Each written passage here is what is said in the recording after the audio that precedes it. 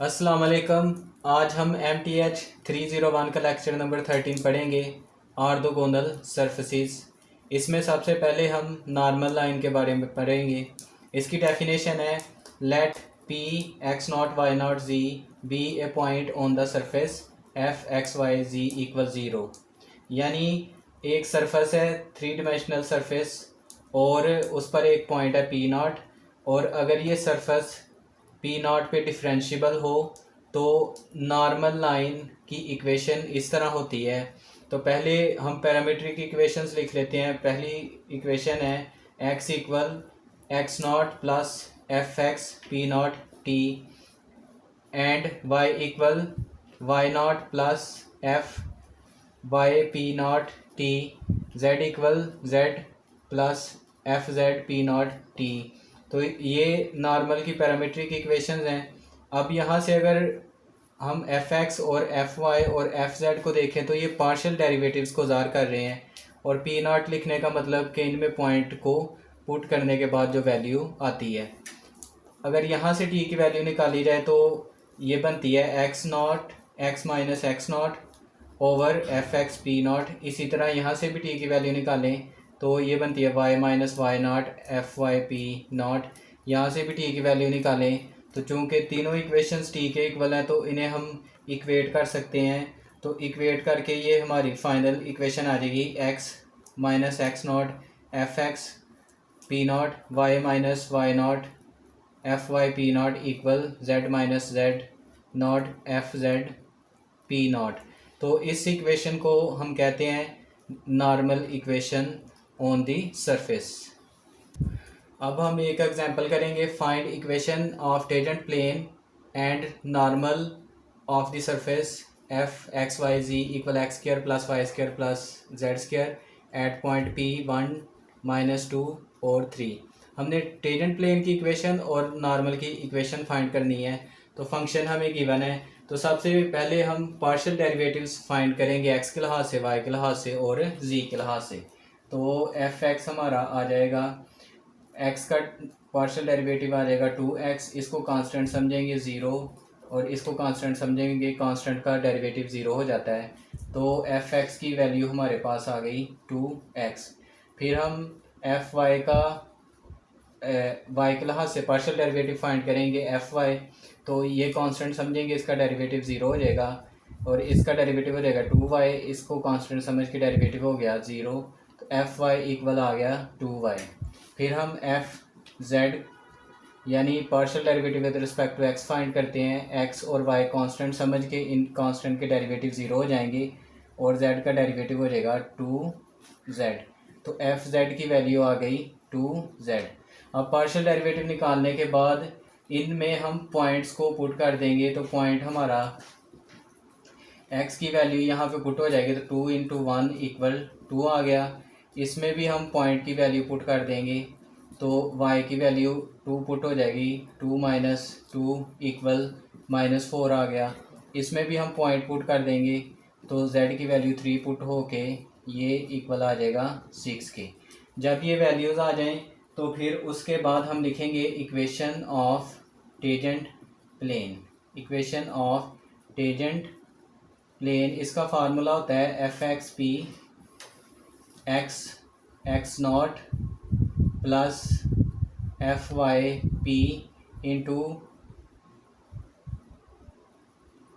Y minus y not f z p into z minus z not equal 0।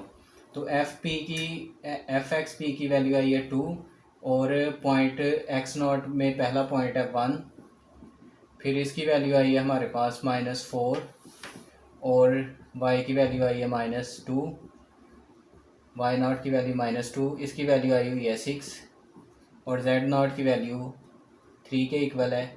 इसको solve कर देंगे तो ये आ जाएगा 2x -2 -4 y, ये माइनस माइनस प्लस और ये वाला माइनस, फिर इसको माइनस कर देगा तो ये आ जाएगा 8 और प्लस 6z -18।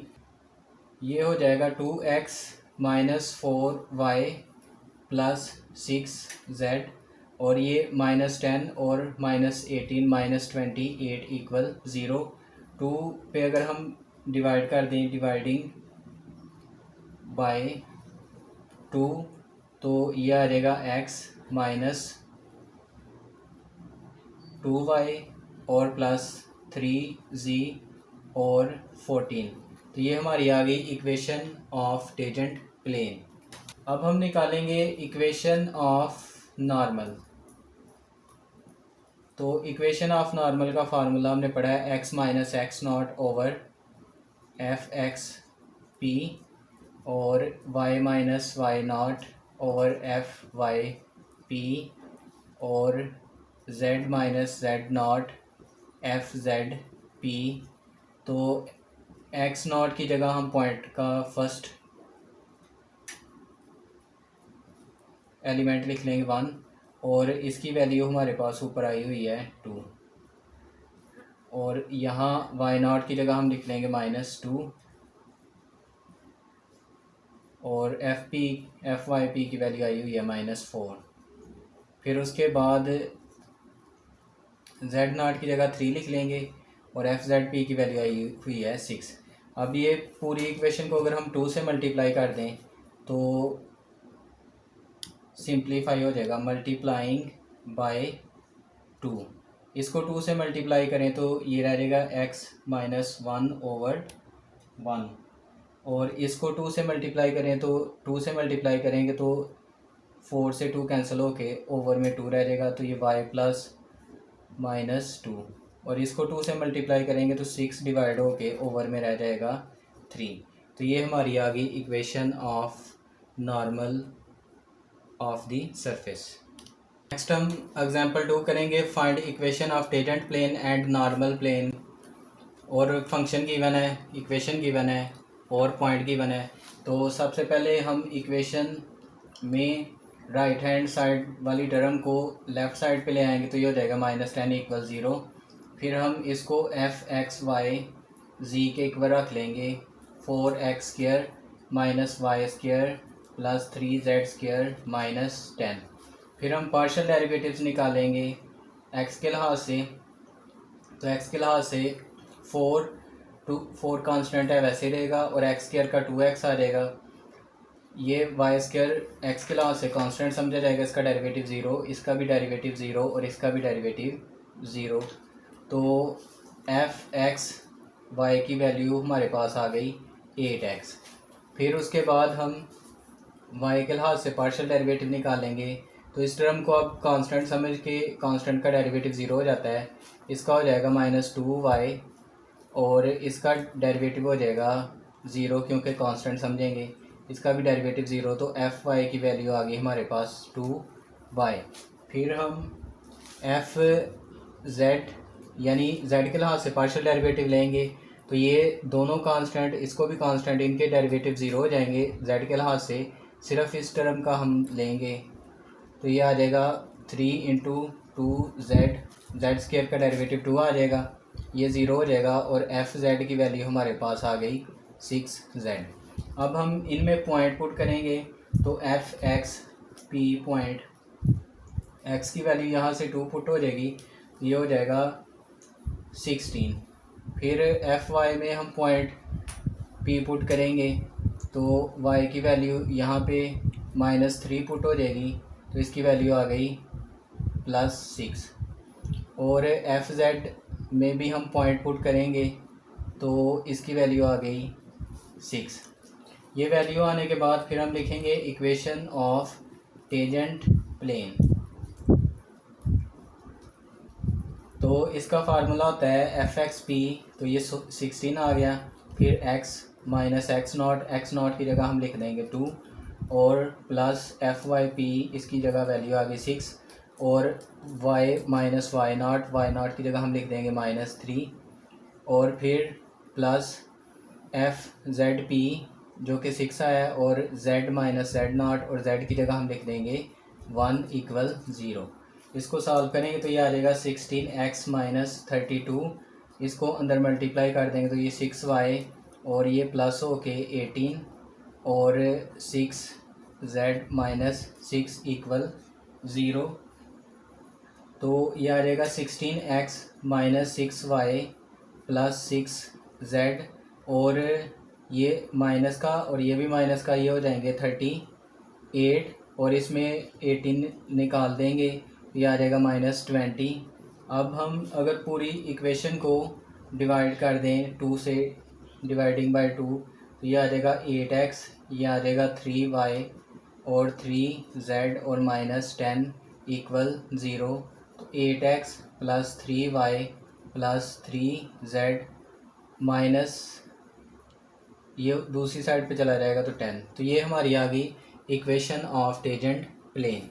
अब हम निकालेंगे equation of normal plane. Equation of normal plane, तो इसका फार्मूला होता है x माइनस एक्स नॉट। तो एक्स नॉट की जगह आ जाएगा 2 ओवर एफ एक्स पी, तो एफ एक्स पी की जगह आ जाएगा 16 equal y minus y not की जगह आ जाएगा -3 ओवर एफ वाई पी, और इसकी वैल्यू हमारे पास आई हुई है 6, और फिर z माइनस जेड नॉट की जगह हमारा आ जाएगा 1, और एफ जेड पी की जगह आ जाएगा 6। तो ये ओवर में टर्म्स जो है वो 2 पे डिवाइड हो सकती हैं, तो मल्टीप्लाइंग बाय 2, मल्टीप्लाइंग बाय 2, तो इसको 2 से मल्टीप्लाई करेंगे तो ये हो जाएगा x माइनस 2 ओवर 8, इसको 2 से मल्टीप्लाई करेंगे तो ओवर में 3 रह जाएगा कैंसिल होके, और इधर भी ओवर में 3 रह जाएगा। तो ये आ गई इक्वेशन ऑफ नॉर्मल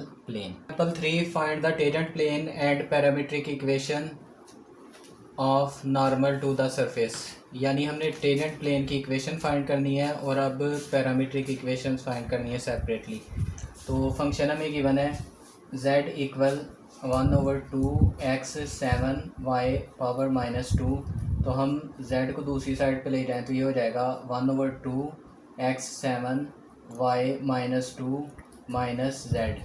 अब इसको हम एफ एक्स वाई जेड ले लेंगे, एफ एक्स वाई और z, ये हमारा इक्वल आ गया 1/2x 7y -2 और z।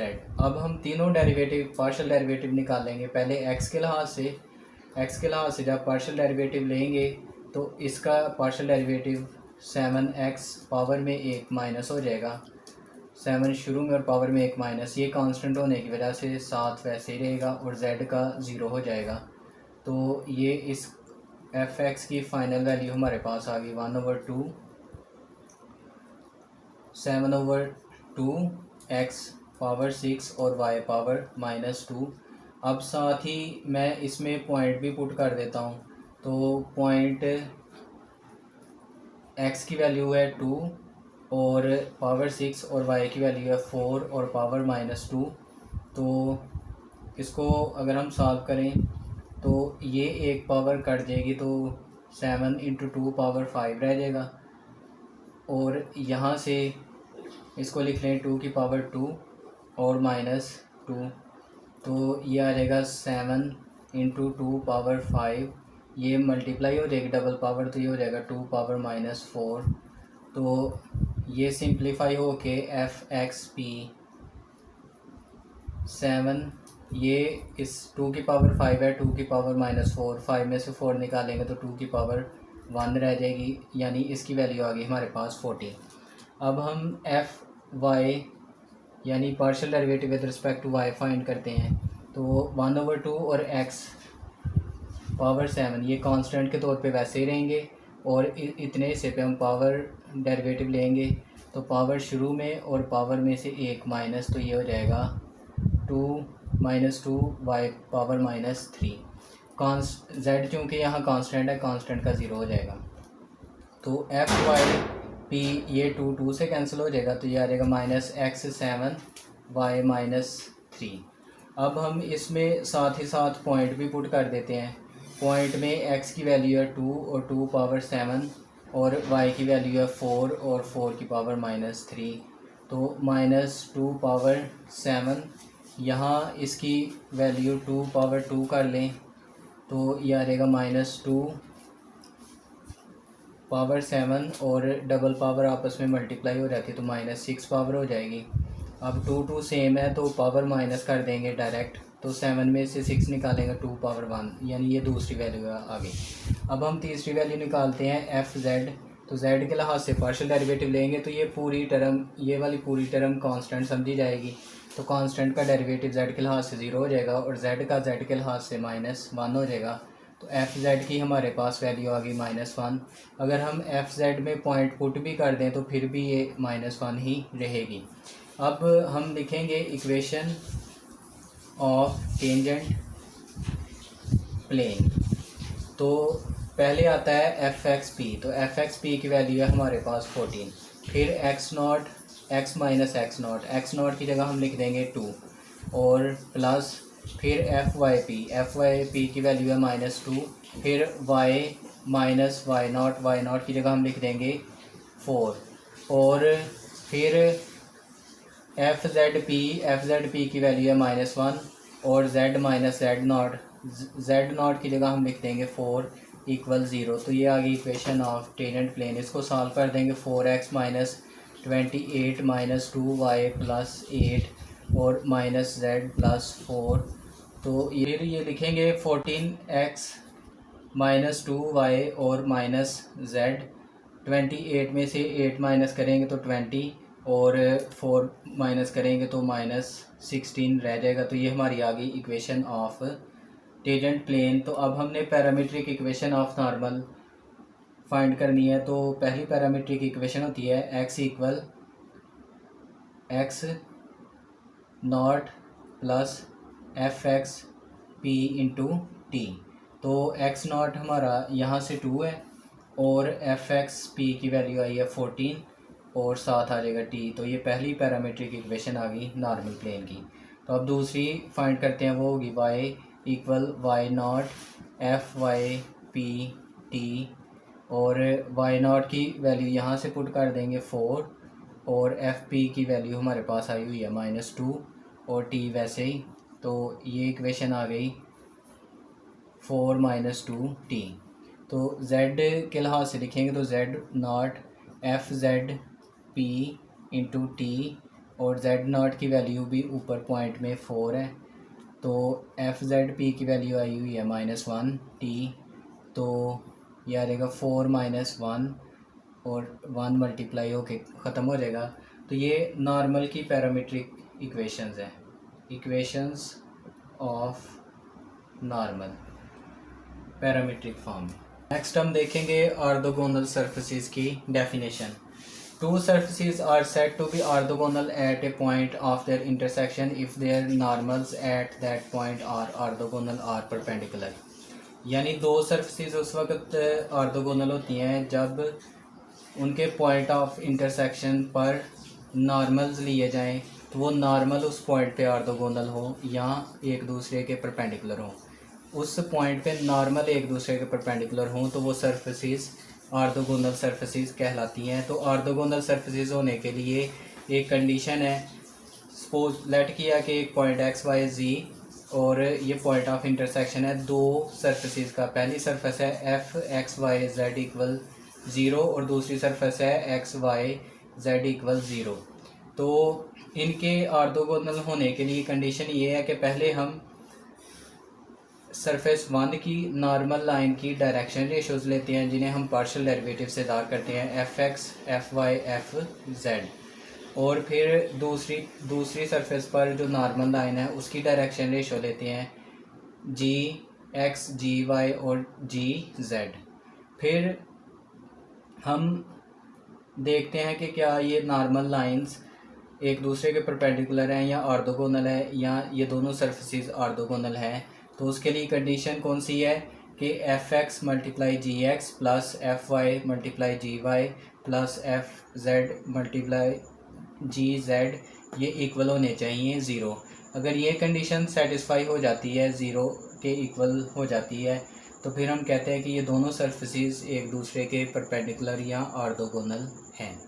एग्जाम्पल 4 में हमने शो करना है कि दो सर्फेसिस ऑर्थोगोनल हैं या नहीं है। तो पहली सरफेस को 1 का नाम दे लेते हैं, दूसरी को 2 का। तो सबसे पहले इनके पार्शियल डेरिवेटिव फाइंड करेंगे।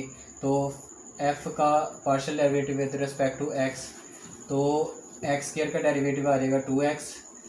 इनको कांस्टेंट टर्म समझ के इन सब का डेरिवेटिव ज़ीरो हो जाएगा। फिर उसके बाद f का डेरिवेटिव y के लिहाज से लेंगे। अब ये टर्म भी कांस्टेंट समझी जाएगी, ये भी, और सिर्फ y का डेरिवेटिव लेंगे तो ये आ जाएगा 2y, क्योंकि बाकी सब का डेरिवेटिव ज़ीरो हो जाएगा। फिर fz का z वाली टर्म छोड़ के बाकी सब कांस्टेंट समझे जाएंगे, उनका डेरिवेटिव ज़ीरो हो जाएगा और z का हो जाएगा 1। फिर gx में x के लिहाज से डेरिवेटिव लेंगे तो 2x, और बाकी सारी टर्म्स कांस्टेंट समझ के उनका डेरिवेटिव ज़ीरो। और gy में x का ज़ीरो और y स्क्वायर का 2y आ जाएगा और बाकी सब का ज़ीरो। और फिर जब gz का डेरिवेटिव लेंगे, x स्क्वायर कांस्टेंट समझा जाएगा, y स्क्वायर और इनके डेरिवेटिव ज़ीरो हो जाएंगे और 63 और z का 1 आ जाएगा, तो ये आ गया -63। फिर उसके बाद हम कंडीशन लगाएंगे। कंडीशन में हमने पढ़ा है fx gx plus fy gy plus fz gz, इसकी वैल्यू इक्वल टू ज़ीरो हो तो फिर ऑर्थोगोनल सरफेसेस होती हैं। तो पहली fx की वैल्यू आई है 2x, gx की भी 2x है, fy की वैल्यू है 2y, gy की भी 2y है, और fz की वैल्यू 1 और gz की वैल्यू -63। अब अगर हम इसको मल्टीप्लाई कर दें तो ये आ जाएगा 4x² 4y² -63। तो ये किसी भी लिहाज से ज़ीरो के इक्वल नहीं आ रहा, तो हम इसमें से 4 कॉमन ले लेते हैं तो पीछे रह जाएगा x² + y² -63। तो ये इक्वेशन आ गई 3। अब इसको ज़ीरो शो कर देंगे तो फिर सरफेसेस ऑर्थोगोनल हो जाएंगी। तो हम ऐसे करते हैं, सबसे पहले सब्ट्रैक्ट करते हैं, सब्ट्रैक्टिंग इक्वेशन 1 एंड 2। जब 1 और 2 को सब्ट्रैक्ट करेंगे तो ये x² से कैंसिल हो जाएगा, y² से कैंसिल हो जाएगा, और z में 63z ऐड हो जाएगा, क्योंकि माइनस को माइनस करें तो प्लस हो जाता, तो ये हो जाएगा 64z और -16, और इनको हम इक्वल टू ज़ीरो रख के सब्ट्रैक्ट कर देंगे तो इक्वल टू ज़ीरो। तो z की वैल्यू आई, ये दूसरी तरफ जाएगा 16, तो ये डिवाइड हो जाएगा तो 64, तो z की वैल्यू आ गई 1/4। लेकिन हमें तो वैल्यू चाहिए x² + y² की, लेकिन z की वैल्यू हमने पहले निकाल दी ताकि हमारे लिए आसानी से हम इसको सॉल्व कर सकें। तो एडिंग, चलो ऐड नहीं करते, putting z in equation 1 equation को हमने ज़ीरो के इक्वल रख लिया हुआ है, तो इसमें हम z की वैल्यू पुट कर देते हैं, तो ये हो जाता है x² y² प्लस z की जगह हम 1/4 लिख लेंगे, -16 = 0। तो x² + y² ये हो जाएगा 16 प्लस का, और ये दूसरी तरफ जाके माइनस का। जब हम इनका एलसीएम लेंगे तो 4, ये इधर मल्टीप्लाई करेंगे तो 64 - 1 ये आ जाएगा 63, यानी x² y² की वैल्यू आ गई 63/4। अब ये वैल्यू हम इक्वेशन 3 में पुट कर देंगे। इक्वेशन 3 थी हमारी fx gx plus fy gy plus fz gz 4x² y² -63। तो इसमें हम x² y² की वैल्यू पुट कर देंगे जो अभी आई है 63/4 -63, तो ये कैंसिल हो जाएगा, तो 63 - 63 = 0 हो गया। यानी हमारी ये कंडीशन जो है fx gx और fy gy fz और gz ये इक्वल टू ज़ीरो हो गई है, तो हम कहेंगे कि surfaces are orthogonal, surfaces are orthogonal. Next topic है differential of a function. For a function y = fx dy = fx dx is called differential of the function. यानी एक फंक्शन है y जो fx के इक्वल है, तो अगर हम उसका डिफरेंशियल लें तो इस तरह लिखते हैं dy fx dx। फिर उसके बाद हम देखेंगे कि dx जो है ये डिफरेंशियल ऑफ x है, और ये x में जो एक्चुअल चेंज होता है जिसे हम डेल्टा x से ज़ाहिर करते हैं उसके बराबर होता है सेम होता है। लेकिन ये जो डी वाई है, डी वाई, ये डिफरेंशियल ऑफ वाई है, और जो चेंज इन वाई होता है उससे ये डिफरेंट होता है, यानी d y is not equal to delta y. तो हम इसकी जगह डेल्टा एक्स भी लिख सकते हैं, लेकिन इसकी जगह हम ये डेल्टा वाई नहीं लिख सकते क्योंकि ये डिफरेंट होता है।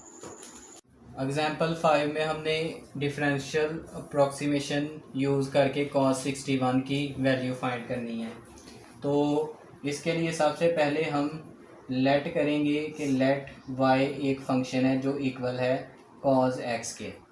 फिर उसके बाद हम लेट करेंगे कि x जो है वो 60 डिग्री है, और यहाँ जबकि 61 डिग्री, हमने 60 लेट कर दिया, तो फिर हम लेट करेंगे डी एक्स जो कि डेल्टा एक्स यानी चेंज के इक्वल है, यानी 61 डिग्री माइनस 60 डिग्री ये इक्वल है 1 डिग्री, यानी 1 डिग्री चेंज इसमें आया है। तो डेल्टा वाई हम फाइंड करेंगे जो कि अप्रॉक्सीमेटली डी वाई के इक्वल है, एग्जैक्ट इक्वल नहीं है क्योंकि ये डिफरेंट होता है, जबकि यहाँ हमने डी एक्स को डेल्टा एक्स के एग्जैक्ट इक्वल लिख लिया है, तो ये सेम होता है। लेकिन डेल्टा वाई जो है वो डी वाई के अप्रॉक्सीमेटली इक्वल होता है। तो जब हम डी वाई निकालेंगे तो वो आएगा हमारा माइनस साइन एक्स और डी एक्स। तो यहाँ हम x की जगह 60 डिग्री पुट कर देंगे और डी एक्स की जगह 1 डिग्री पुट कर देंगे। तो डेल्टा वाई हमारा आ जाएगा, साइन 60 डिग्री की वैल्यू होती है 3√/2, ये डिग्री में है, इसको हम रेडियन में चेंज कर दें तो ये हो जाता है π/180 रेडियन। तो ये डेल्टा वाई निकालने के बाद फिर हम दोबारा y फंक्शन को लेंगे, y इक्वल cos x। अब इसमें हम दूसरी तरह चेंज करेंगे कि अगर हम x में चेंज लाएं यानी डेल्टा x, तो y में भी चेंज आता है डेल्टा y। तो यहाँ x की वैल्यू हमारी 60 डिग्री है और डेल्टा x जो dx के इक्वल है उसकी 1 डिग्री वैल्यू है।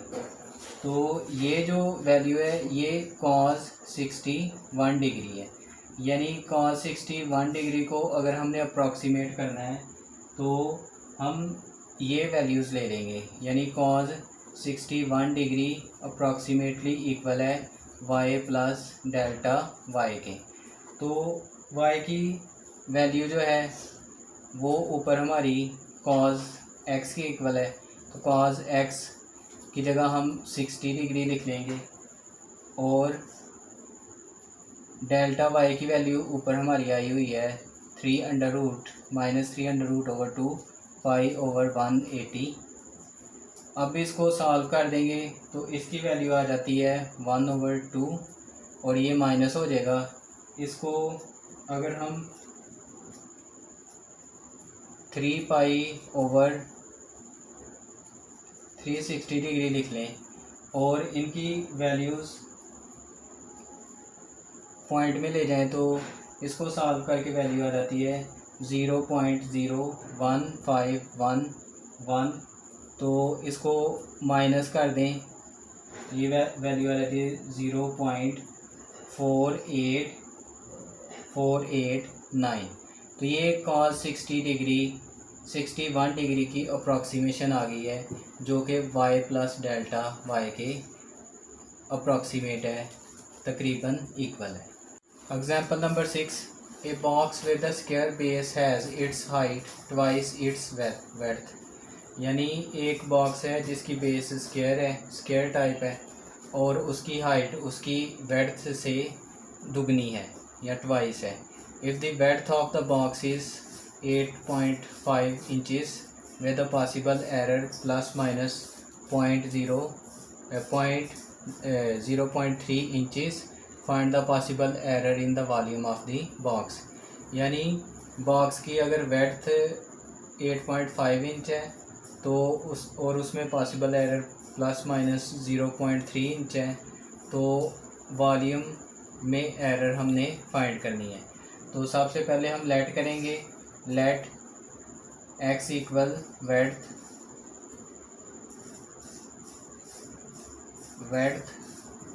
And h is equal to height. तो यहाँ से हम वॉल्यूम निकालेंगे, वॉल्यूम इक्वल हो जाएगा वेड्थ इंटू हाइट, यानी x square into H. Volume निकालने के बाद अब हम अपनी कंडीशन देखेंगे। उसने कहा है कि हाइट ट्वाइस है वेड्थ का, यानी h is equal to 2x। तो हम वॉल्यूम में x स्क्वायर h की जगह 2x पुट कर देंगे तो ये हो जाएगा 2x क्यूब। ये वॉल्यूम आ गया, लेकिन चूँकि हमने चेंज निकालना है या एरर निकालनी है तो हम इसका डिफरेंशियल लेंगे तो 2 एज इट इज़ आ जाएगा और x क्यूब का डेरिवेटिव आ जाएगा पावर शुरू में और पावर में से एक, तो ये आ जाएगा 6x स्क्वायर और इधर dx भी आता है डिफरेंशियल में। तो अब यहाँ देखेंगे कि x कौन सा है, तो x यहाँ पे वेड्थ है जो कि हमें गिवन है 8.5 इंच और dx जो है वो चेंज है जो कि एरर को ज़ाहिर करता है 0.3 इंच, ये प्लस माइनस में है। अब ये वैल्यूज़ हम वॉल्यूम के चेंज में पुट कर देंगे, ये हो जाएगा 6 इंटू 8.5 होल स्क्वायर और dx की जगह प्लस माइनस 0.3। ये वैल्यूज़ पुट करके इसका हम स्क्वायर दे के 6 से मल्टीप्लाई करें और 0.3 से मल्टीप्लाई करें तो इसका आंसर आ जाता है प्लस माइनस 130.05। तो ये पॉसिबल एरर आ गई है in volume, possible error in volume of the box. Next हमारा टॉपिक है टोटल डिफरेंशियल और exact change. If we move from a point x not y not to another point x not plus dx y not plus dy nearby the resulting differential in f is, तो हासिल होने वाला differential इस तरह का होगा partial derivative with respect to x at point x not y not into dx plus partial derivative with respect to y at point x not y not dy। इसको हम टोटल डिफरेंशियल ऑफ f कहते हैं या exact change कहते हैं। Example 7, A rectangular plate expends in such a way that its length changes from 10 to 10.03 and its breadth changes from 8 to 8.02. What is exact change? यानी एक rectangle plate है जिसकी length 10 से 10.0 तक चेंज होती है और ब्रेड्थ जो है वो 8 से 8.02 तक चेंज होती है। एग्जैक्ट चेंज हमने बताना है तो लेट करते हैं, late length equal x and breadth equal y।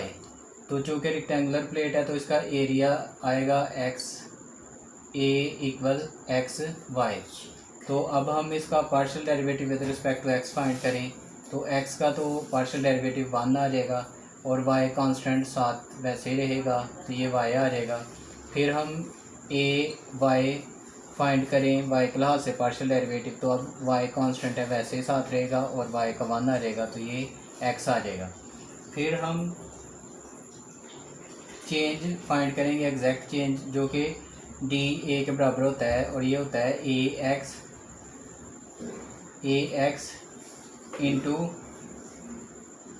D x plus a y into d Y.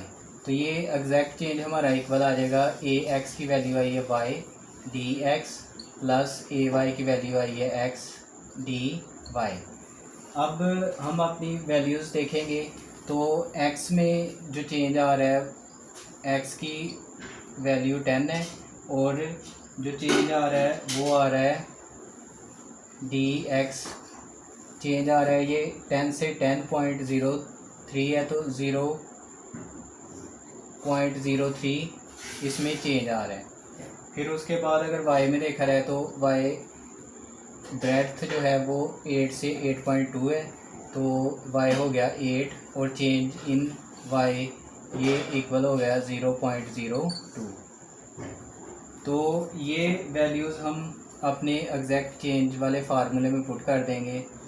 y की जगह हम 8 पुट कर देंगे और dx की जगह 0.03, फिर प्लस x की जगह हम 10 पुट कर देंगे और dy की जगह 0.02।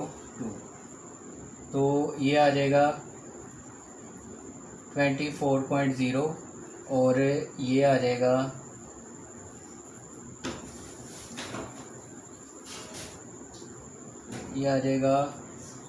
0.2। तो इनको ऐड कर देंगे तो ये इधर ज़ीरो लगा लेंगे, ये हो जाएगा 4.0। तो ये हमारा आ गया exact change. Example 8, the volume of rectangle parallelepiped is given by formula, यानी वॉल्यूम इस फार्मूले से गिवन है। If this solid is compressed from above, अगर इसे ऊपर से दबाया जाए, so that z is decreased by 2%, इस तरह के z जो है वो 2% कम हो जाए, while x and y each increased by 0.75% approximately, और x और y दोनों 0.75% जो है वो इंक्रीज़ हों। तो what is exact change in volume? तो exact change in volume find करने से पहले हमें पार्शियल डेरिवेटिव्स फाइंड करने पड़ेंगे। तो v हमें गिवन है x y z, तो पहले हम v x फाइंड करते हैं। तो x का डेरिवेटिव हो जाएगा 1, y और z कांस्टेंट साथ मल्टीप्लाई हो रहे हैं वैसे ही आ जाएंगे, तो ये हमारा आ गया y z। फिर हम फाइंड करेंगे v y, यानी y के लिहाज से पार्शियल डेरिवेटिव। अब x कांस्टेंट वैसे है, y का 1 हो जाएगा और z वैसे आ जाएगा, तो ये आ जाएगा x z। फिर उसके बाद हम फाइंड करेंगे v z। अब x और y कांस्टेंट मल्टीप्लाई हो रहे हैं वैसे ही आ जाएंगे, z का डेरिवेटिव 1 हो जाएगा, तो ये हो जाएगा एक्स वाई। फिर उसके बाद हम वॉल्यूम का फार्मूला, एग्जैक्ट चेंज का फार्मूला लगाएंगे, जो होता है v x d x plus v y d y plus v z d z.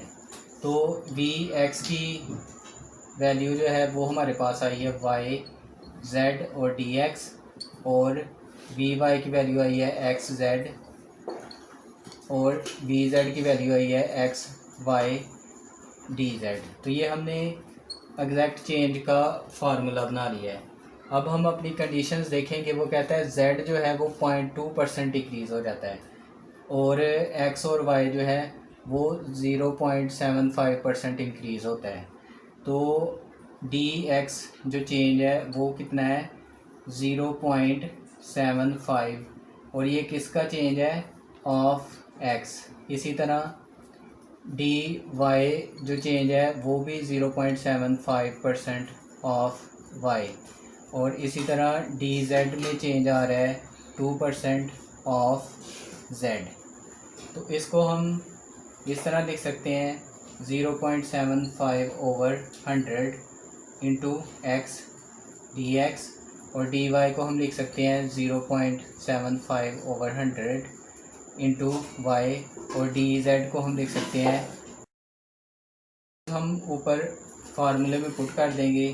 तो डी वाई हमारा आ जाएगा वाई जेड, और डी एक्स की जगह 0.75/100 इंटू एक्स और प्लस एक्स जेड इस फार्मूले में दर्ज कर देंगे।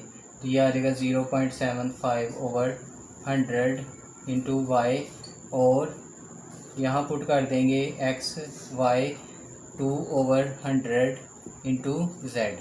अगर हम गौर से देखें तो जहाँ पे डिक्रीज़ हो रहा है वहाँ पे हम माइनस लगाएंगे। तो यहाँ डिक्रीज़ हो रहा था तो यहाँ हम इसके साथ माइनस लगा देंगे, इस वैल्यू के साथ माइनस लगाएंगे, ये माइनस हो जाएगा।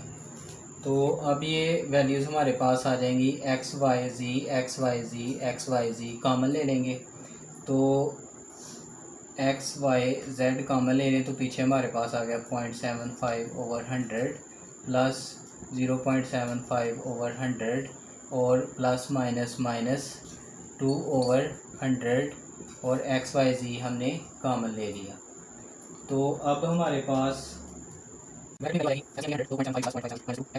तो ये आ जाएगा, इसकी जगह हम लिख देंगे वॉल्यूम और इसको सॉल्व करेंगे तो ये आ जाएगा 1.5 माइनस 2/100 और डी वी हमारा इक्वल आ जाएगा माइनस 0.5/100 वी। तो ये सॉल्व करके अगर हम इसको दोबारा परसेंटेज में चेंज कर दें तो ये आ जाएगा माइनस 0.5% ऑफ वॉल्यूम। यानी कहने का मतलब ये कि जो डिक्रीज़ इन वॉल्यूम होगा, डिक्रीज़ इन वॉल्यूम वो होगा 0.5%। यहाँ माइनस डिक्रीज़ को ज़ाहिर कर रहा है।